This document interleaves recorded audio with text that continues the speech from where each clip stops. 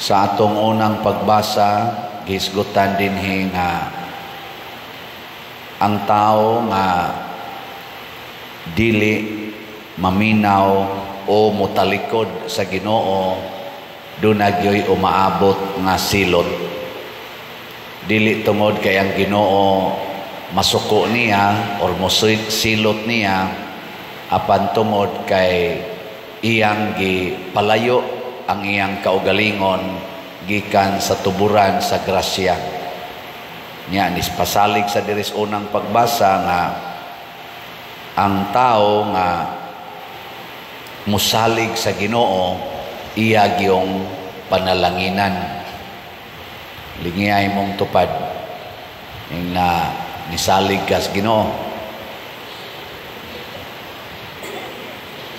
Nya kinsa maning musalig sa Ginoo kanang nagtuman sa mga balaod nga Diosnon. Kinsa maning mga taong nitalikod sa Ginoo kanang ni salikway sa mga balaod nga Diosnon. Nya unsa may balaod nga Diosnon? Kanang in general lang ha, ang balaod nga Diosnon kanang maghatag og kaayuhan sa katilingban. Unsa may pagsupak ana kanang maningkamot na ta nga ang ato na lang yung kaugalingon maoy dunay kaayuhan. Mao bitaw dinhi kanang ato dinhing role na atay asyirit, na ay tigbantay sa pultahan, na ay tigsinyas asa mo palingkuron, maayo na dautan. Kinsa ninyo ang nituman gid ana unya di gyud mo supak-supak ta sa ngamot. Maayo kay wa katunga. Sa ato pa kamong tanang nanimba karon, wa gyud mo value ana. Dugay-dugay na gid anatong gihimo. Mga 2 years na, sobra pa. Hapit na lang ko dinhi mawagtang. Pero wa gyud makat-on ang kadaghanan. Mura bag baliwa. Ingon ana ang atong kinaiya sa Ginoo. Sige tagsimba, sigig simba, sige paganig rosaryo, mag-choir pa, magliktor pa, pari pa. Pero kusog kay mo sa likway sa balaod sa Ginoo. Muna diri sa atong tubag sa Salmo, bulahan sila nga nagalaom sa Ginoo. Nya kining Salmo 1, Psalm number 1, nindot kay ni kay gadiskas ni dinhi sa kalainan sa taong dautan o sa taong matarong. Bulahan ang tao nga wala magsunod sa tambag sa dautan, ni maglakaw sa dalan sa mga makasasala, ni makiguban sa mga way-ulaw, kundili nalipay pagpalandong sa balaod sa Ginoo sa adlaw ug sa gabii. Mao ni ang description sa taong matarong. Dili ingon ini ang dautan matud pas atong Salmo. Dili gayod sama sila sa tahop nga paliron sa hangin.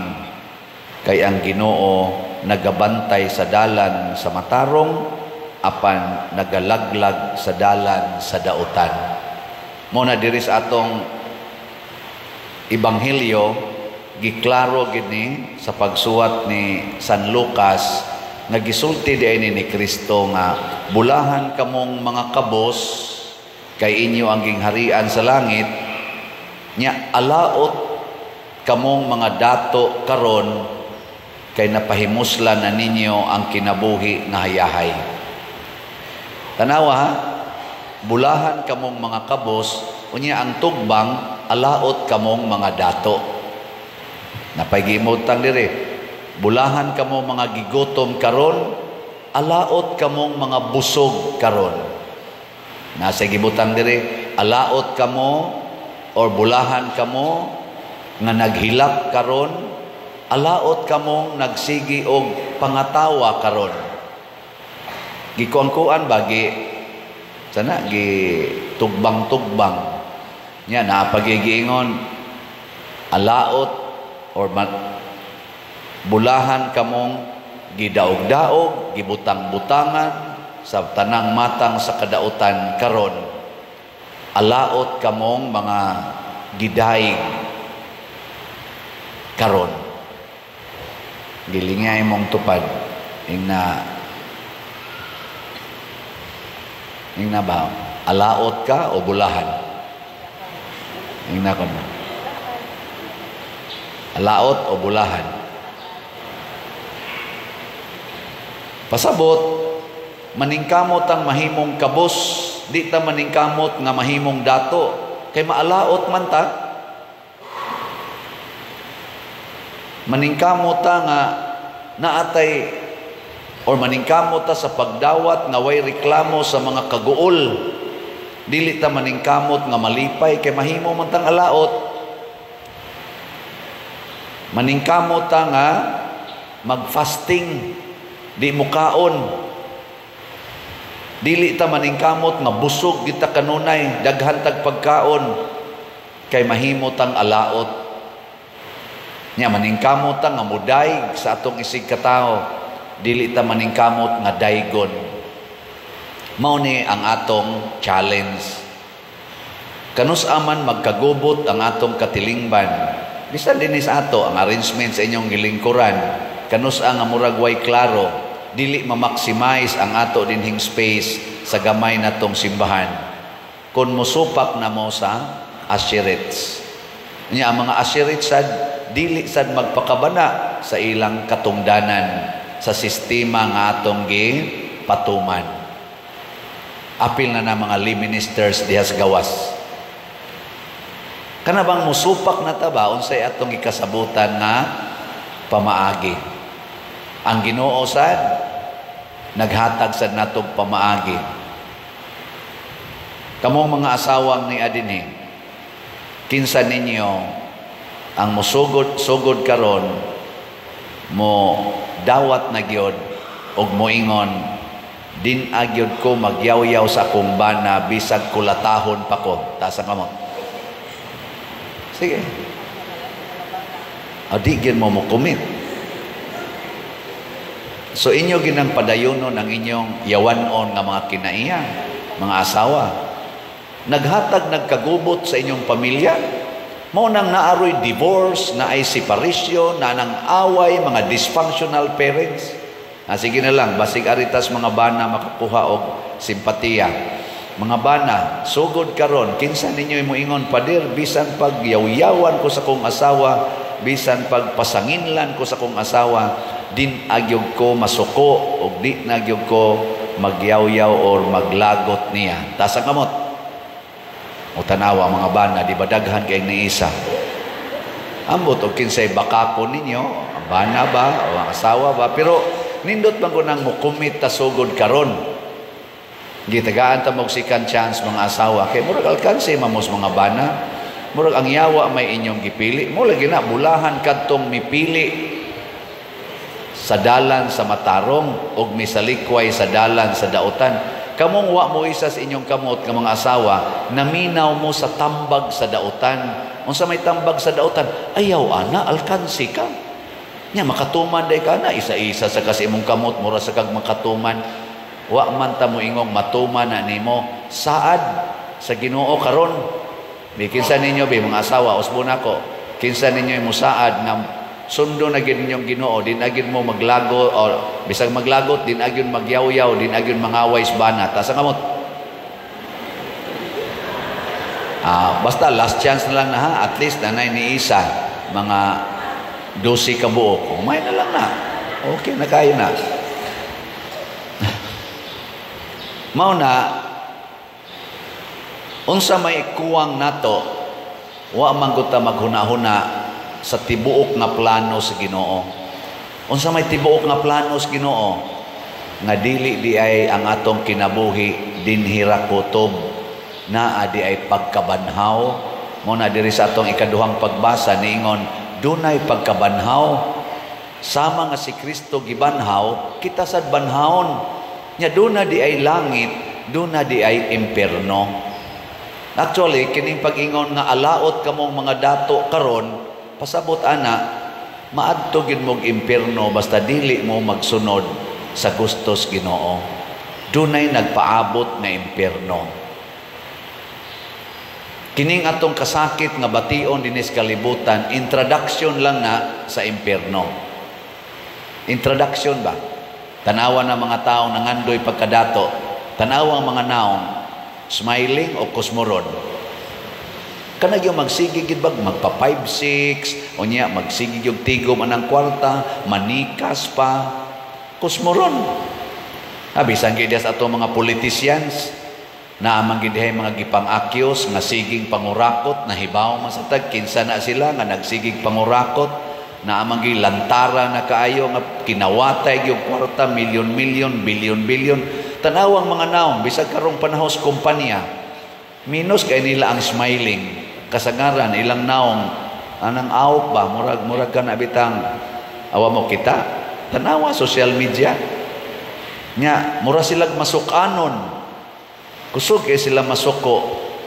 Magsigi silang panaway sa ilang isig katao nga way basihanan. Kay dili man sila musubay sa kamatuoran. Mga tigpakaaron ingnon, mga bakakon, niya ang ila radyong kaugalingon, ang ilang ipromote, magsigig daig sa ilang kaugalingon, magsigig bandilyo sa ilang kaugalingon, mauna sila ang mga kandidatong dautan, di ta mo butar ana, kisa may itong butaran, kung naaman, kadtong gasigig daig sa Ginoo, o nagsigig daig sa atong nasod, o sa atong katilingban, sa pulong o sa buhat. Kanabang dili mangandoy anang kwarta? Kanabang mangumpanya nga dili magsalig og kwarta? Dili nang mangumpanya nga siging hatag, siging hatag. Nya kita sa dinhi mga butante, sige sa gukod anang manghatag. Ngilingay mong tupad. Ning nasugot kag di hatagan. Ina. Sugot kag di hatagan. Na bahala kay ingon man sila dinis Pilipinas, hugaw naman jud kay politika dinhi, di man gyud kuno modaog ang tao nga way kwarta, pero di biya na tinuod, di gina tinuod. Nya kini sang mga naay ni gamit og kwarta, ang sunod ana nilang buhaton manikas na usbon ang resulta sa eleksyon, dagdag bawas. Dagdag bawas, kusog kay na kontrolon ang komili, kontrolon ang mga voting canvassing centers, abunuhag kwarta. Sige lang, pero importante magsunod kita sa maayo. Mapildi man or mudaog aning eleksyon ang mga tarong, di na mo'y importante. Ang importante, nagsunod ba ka sa gustos Ginoo, naa ang katarong, naa ang pagkahigugmaon, pagkamapaubsanon. Last na lang lingi sa imong tupad. Ang di mo lingi, padong sa impyerno. Sige, ing na lingi imong tupad, ing na sugod karon sabat. Ihurot na nakughog sa kulikta akong kwarta. Sige. Awa inyo mga naong, di ba? Maigking dayon. Basta kwarta nagahisgotan, igking dayon na. Pero, og moingon ta, ang Ginoo, hatagan mo gatusan kapilo kung unsay inyong ihog sa kulikta. Moingon din, Lord, kanindot ana. Pero di lang yapon mo hog. Ang pangayoon kadtong gatusan kapilo. Unsa may pilo-piloon sa Ginoo wa tay gihatag? Multiplication may gamitos Ginoo, multiplication ba? Bugo-bugo man ko ang multiplication, pero ang multiplication mao kini. 1 times 2 equals, sige na, 2. 4 times 4 equals 10 times 100 equals, Hoy, kusga. 1,000. 100 times 100 equals, sige na, 10,000. 10,000 times 0 equals 100 times 0 equals. So kibaw na mo kung sa dangatan ninyong di mo huwag kolekta. Masiro yun. Naman tadi ay ubang mga kongresista nga niingon nga ni pirma gyud mi kay aron di mi masiruhan sa atong budget. Pero tungod kay wa ka magsunod sa kabubutos Ginoo gapa sunod ka papalid-palid lang ka sa tambag sa dautan, maunay tinuod nga zero. Kay ang tinuod nga mohatag og grasya ang Ginoo, siya'y mo multiply, dili ka nang agianan sa grasya. Kung dili ang Ginoo mismo, tuan niya ang tuburan. Muna sundo natong Ginoo, bahala na ning mga yawanon nga mga agianan sa grasya sa pagkakaron, manghulga nato, mopahimos nato, kay di kita siruhan sa Ginoo kung nagsunod ta niya. Mabungahon ta, dili malarag ang atong mga dahon, matod pa sa atong salmo. Manindog ta.